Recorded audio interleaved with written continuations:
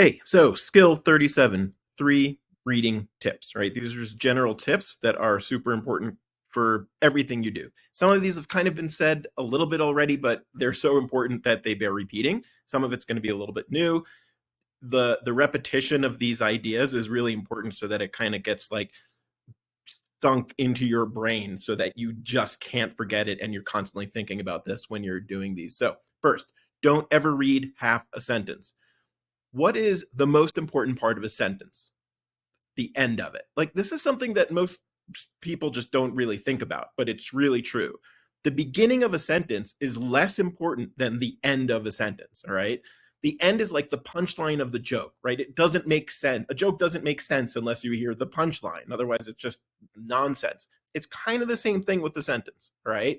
If you read the first half of a sentence and you're like, I got this, then you don't got this. All right. So don't ever read half a sentence. Number two, the last sentence of a paragraph is usually the key point, right? So if you have a really complicated paragraph and you get lost or whatever, go to the last sentence and read that really carefully and understand it. And you probably understand the main point of the paragraph, right? So you just read the last sentence.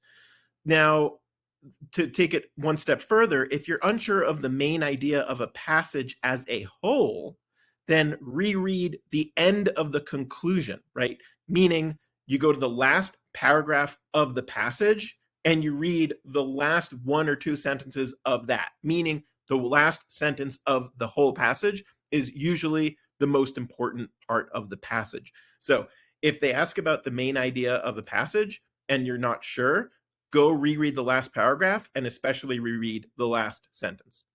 All right. And number three, sometimes you have to read somewhere else in the passage to find the answer. Every now and then, when the ACT wants to make a reading question a bit harder, they'll give you a line reference, but the answer won't be totally obvious from the part that they told you to go back to. In most cases, it is, but in some cases, it won't. If they just need to make a question harder, that's what they do. So then start by reading one or two sentences before and one or two sentences after. And usually there will you'll find the answer. And if you still don't aren't sure, then read that whole paragraph, and in there you'll find it.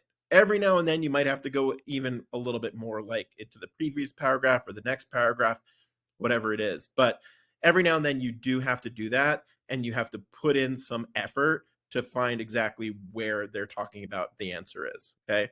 But these are just 3 overall reading tips that are really important for your ability to get everything right on the ACT reading section.